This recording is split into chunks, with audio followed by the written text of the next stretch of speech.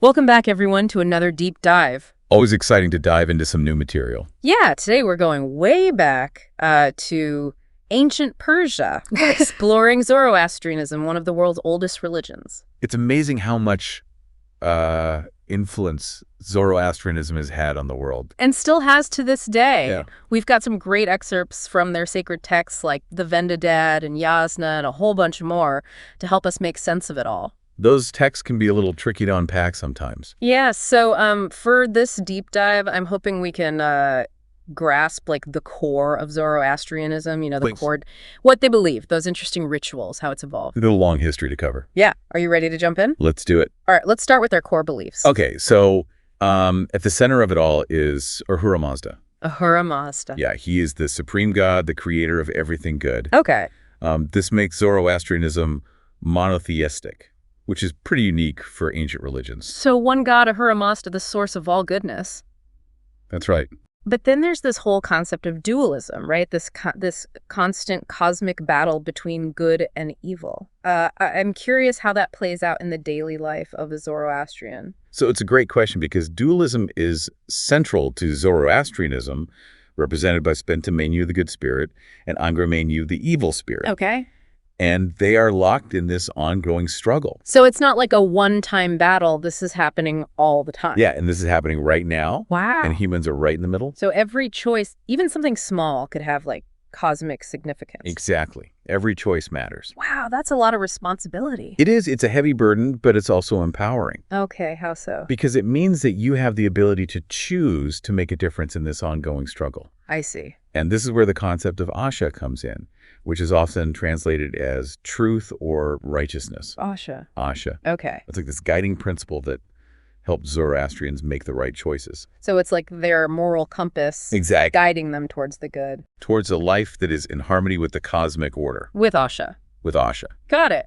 But how do they know, like, what aligns with Asha in daily life? Like, are there rules? Are there guidelines? There are, and they're deeply embedded in their rituals and practices, which we'll get to. But first, I want to talk about the Ameshaspentas. Okay, the Ameshaspentas. These are 6 divine emanations of Ahura Mazda, Ah. representing different aspects of creation and morality, like good mind and best truth, and desirable dominion. So like divine helpers guiding people towards living a good life in line with Asha. Exactly. They embody the qualities that Zoroastrians strive for. Okay, so we've got Ahura Mazda, the source of all good, then this epic battle with Angra Mainyu, and then humans are stuck in the middle making choices that have cosmic significance, and the Ameshaspentas are there to help guide them. That's a great summary. It's a powerful and complex system. Definitely. So let's talk about those rituals, because they're pretty fascinating and sometimes a bit baffling to outsiders.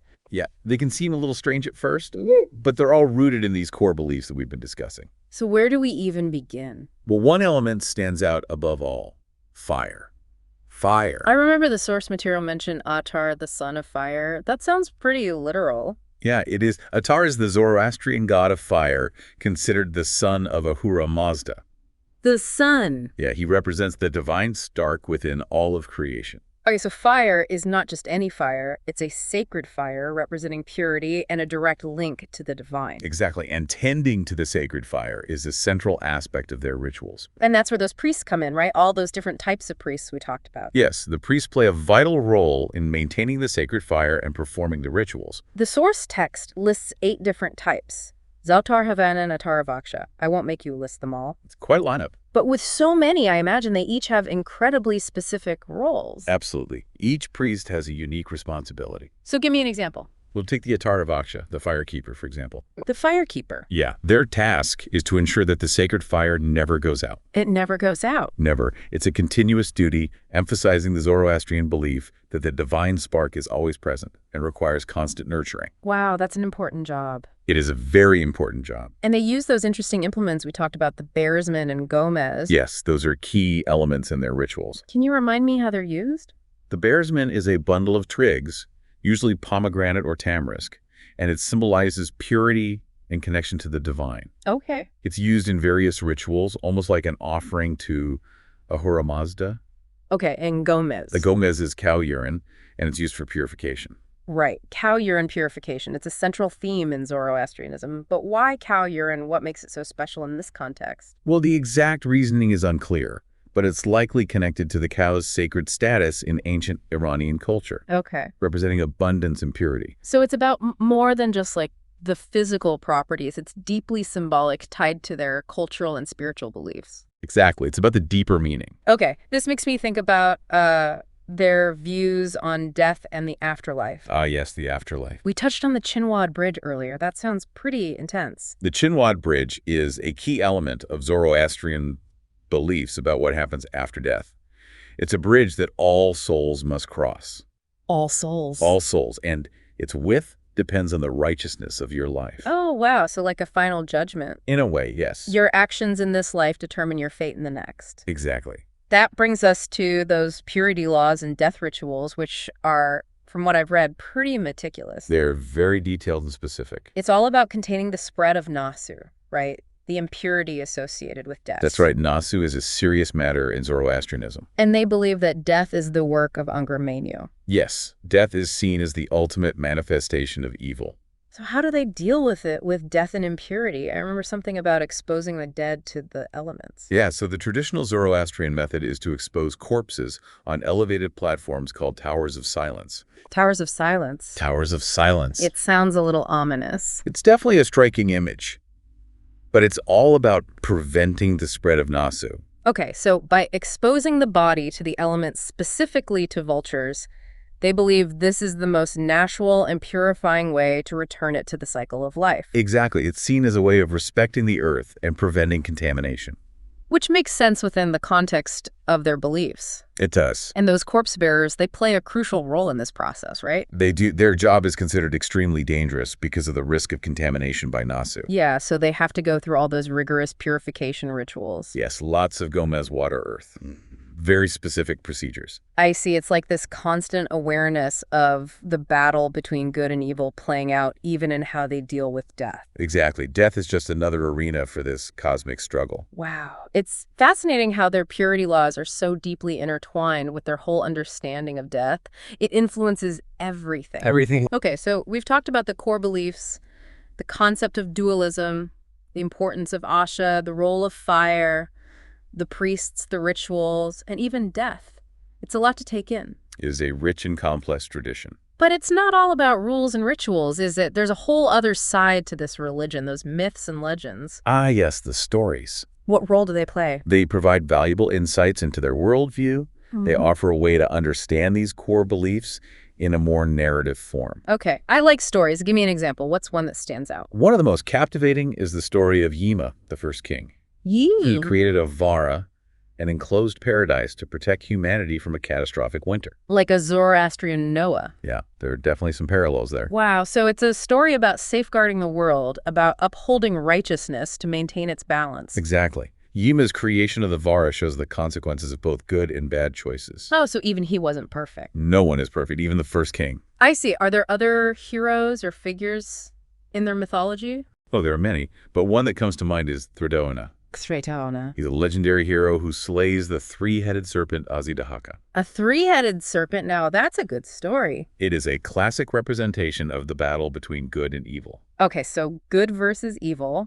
That seems to be a recurring theme. It's the central theme of Zoroastrianism, this constant struggle between the forces of light and darkness. And there's also this female demon, Drugnasu. Ah, yes, Drugnasu. She's a terrifying figure. Associated with death and decay, another representation of that impurity concept. Exactly. She embodies the polluting force of death and is responsible for spreading Nasu throughout the world. I see. It's amazing how these myths, even with their fantastical elements, they offer such a clear window into those core principles. That's the power of storytelling. It allows us to explore complex ideas in a way that is both engaging and memorable. So it's not just about dry doctrines and rules. There's this rich tapestry of stories that bring those beliefs to life. Exactly. It's really an ancient wisdom with lessons that still resonate today. Absolutely. And to fully appreciate its impact, I think we need to understand its historical context. Okay, so let's take that step back in time then and explore how this religion emerged in ancient Persia and how it shaped the course of history. Sounds like a plan. Okay, so let's take that step back in time then. Back to ancient Persia. Yeah, ancient Persia, sprawling empires, legendary kings, those incredible palaces, I've only seen in history books. It was a truly magnificent civilization. So where does Zoroastrianism fit into all of that? To understand Zoroastrianism, you have to picture Persia at the time, Okay. a region brimming with diverse cultures and beliefs, a melting pot of ideas. And Zoroastrianism emerged from that. Yeah, it's believed to have developed sometime around the 6th century BCE. BCE. Possibly even earlier, it was a time of significant change and transformation. A time for new ideas. Exactly. The source material mentioned a connection to the Magi, a priestly caste in ancient Persia. Ah, yes, the Magi. It rings a bell. Weren't they like the wise men, those figures often depicted, following a star? You're on the right track. The Magi were known for their knowledge of astrology, astronomy, and other mystical arts. Okay.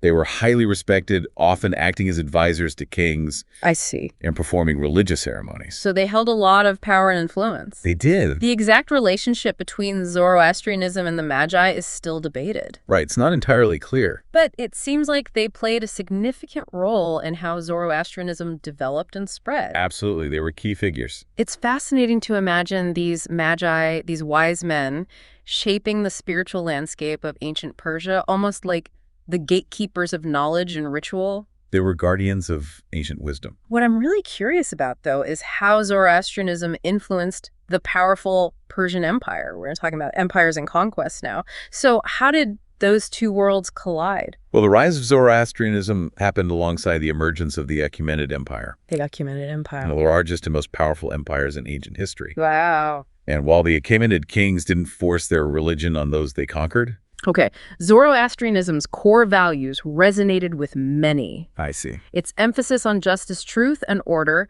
likely contributed to a sense of unity across this vast and diverse empire. So it wasn't about forced conversions, but Zoroastrian values just happened to align with the empire's goals of stability and rule of law, You could say that. almost like a cosmic endorsement of their authority. Perhaps. The source material mentioned that the Achaemenid kings often invoked Ahura Mazda in their inscriptions, They did. seeking his blessing and guidance. It was a way of legitimizing their rule, connecting it to divine authority. It highlights just how intertwined religion and politics were back then. Absolutely. There wasn't much separation. The king was often seen as a divinely appointed figure, right? Yes, responsible for upholding Asha, that cosmic order within his realm. It makes you wonder how much the religion shaped the empire and how much the empire shaped the religion. It's a fascinating interplay of influences. A constant feedback loop. You could say that, but the legacy of Zoroastrianism extends far beyond the borders of the Achaemenid Empire, right?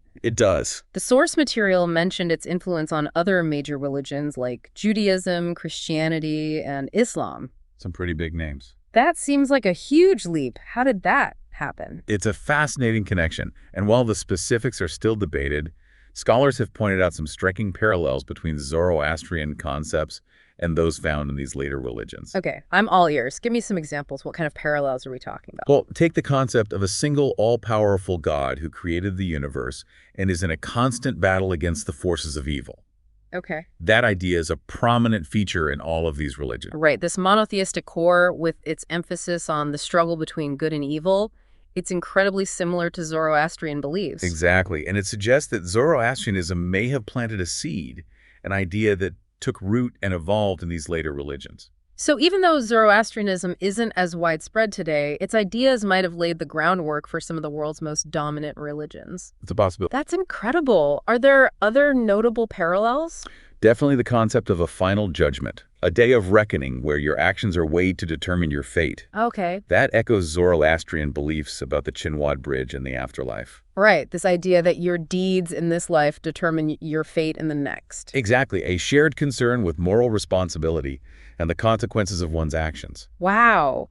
It's mind-blowing to think that these ancient Zoroastrian ideas might have rippled through time, shaping the beliefs of billions of people across the world. It speaks to the interconnectedness of human history and the enduring power of ideas. So Zoroastrianism wasn't just a fleeting moment in history, it had a lasting impact. A profound impact. But if it was so influential, why isn't it as widely practiced today as those other religions? What happened? That's a complex question with no easy answers. The decline of Zoroastrianism is likely due to a combination of factors: conquest, persecution, and the rise of other dominant religions. A perfect storm of challenges. Yeah, you could say this. And those who kept the faith alive, they must have faced some incredible hardships. They showed incredible resilience. It speaks to their dedication. Absolutely. So while the number of practicing Zoroastrians is relatively small today, their impact is still felt. Their legacy lives on. Many of those core values, honesty, compassion, environmental stewardship, they resonate with modern sensibilities. They do. They're timeless values. It's like these ancient beliefs found a way to adapt and thrive in a new world. They evolved and endured. So even though it's an ancient religion, it still has something to offer us today. Absolutely. It offers a unique perspective on life, death, and the human condition. I'm ready to keep digging what other treasures are hidden in these texts. Well, next, let's shift our focus to the specific details of Zoroastrian rituals and practices. Okay. We'll uncover the ways they sought to maintain purity, connect with the divine, and navigate the complexities of life and death. Okay, let's dive into those rituals and practices. Yeah, the stuff that makes Zoroastrianism so unique. We've talked about fire bearsmen, even Gomez, but what did an actual Zoroastrian ceremony look like? Picture this. You're stepping into a fire temple. A fire temple? A serene space dedicated to Ahura Mazda and the sacred fire. Okay, I'm there. What's it like? The air is filled with the scent of sandalwood incense. Nice. Priests dressed in white robes, moving with a quiet grace. Okay, I can picture what happens next. At the center, the sacred fire burning brightly, That fire. constantly tended by the Vaksha, the firekeeper. Right, the firekeeper, we were talking about them. It's not just a source of light or warmth. Right. It's considered a living entity, a symbol of Ahura Mazda's presence and purity. It's a pretty powerful image, this ever-burning fire at the heart of their worship. It is. So what else is going on? The Zarathustra, the chief priest, leads the ceremony, The Zarathustra. reciting ancient prayers from the Avesta, their sacred texts. Okay. The sound of his voice chanting in a language that's echoed through centuries fills the temple. So there's chanting prayers. What about offerings? There are offerings of flowers, fruits, sandalwood, Okay. symbolizing the bounty of creation and gratitude towards Ahura Mazda. And the bearsmen. Of course, the bearsman, that bundle of twigs representing purity and connection to the divine. Right, the bearsmen. Where does Gomez fit into all this? We talked about its use in purification, particularly around death. Gomez is primarily used in specific purification rituals, often outside of the main fire temple ceremonies. So not in the fire temple itself. Bringing that level of impurity into the sacred space would be unthinkable. Yeah, that makes sense. It's about maintaining that sanctity of that sacred space. Exactly. Can we talk a little more about the fire, its significance? Of course, the fire serves as a focal point for prayer and meditation. Okay. Zoroastrians believe that gazing into the flames purifies the mind, brings you closer to Ahura Mazda. It's like a conduit to the divine. A visual representation of the divine, a link between the earthly and spiritual realms. It's interesting how that reverence for fire connects to their beliefs about purity. It's as though the flames consume impurities and leave behind only what's good. It's a beautiful way to put it. And this focus on purity extends beyond the fire temple walls, right to everyday life. It does. Purity permeates every aspect of a Zoroastrian's life. Right, those purity laws that govern everything from handling corpses to personal hygiene. Exactly. It's like a constant awareness of that battle between good and evil playing out in the most mundane activities. Every action, every thought has a potential to tip the scales one way or another. Towards Spentimenu or Angramenu. Precisely. That's a pretty high standard to live up to. Does it mean Zoroastrianism advocates for a life devoid of joy or pleasure? Not at all. It's not about denying yourself good things. Okay. It's about balance, living in accordance with Asha, but also embracing the gifts Ahura Mazda has provided. So even in their pursuit of purity, there's room for enjoyment. Absolutely. Moderation in all things, even piety. That makes sense. Brings us back to free will. Zoroastrians believe you have the power to choose right, to shape your own destiny. That's right. You have the power to contribute to the ongoing struggle between good and evil. It's both empowering and a bit daunting knowing our choices carry so much weight. It is a reminder of our responsibility to live life worthy of existence. Wow. We've covered so much in this deep dive into Zoroastrianism, from the core beliefs and myths to those intricate rituals and history. It's been quite a journey. A fascinating one, for sure. I feel like I've just scratched the surface of an ancient wisdom, a way of seeing the world that's both familiar and foreign. That's the beauty of exploring different belief systems. It challenges our assumptions and expands our perspective. It really does. So as we wrap up this deep dive, what's the one thing you want our listeners to take away? I'd encourage everyone to reflect on the enduring power of ideas. The power of ideas. These ancient beliefs, born in a time and place so different from our own, they still resonate today. They do. They offer valuable insights into the human condition, our relationship with the divine, and the choices we make each day. And that's something we can all think about. Absolutely. How do these ideas resonate with your own life, your own worldview? That's a great question, something to ponder. Thanks for joining us on this deep dive into the world of Zoroastrianism. Until next time, keep seeking, keep questioning, and keep diving deep.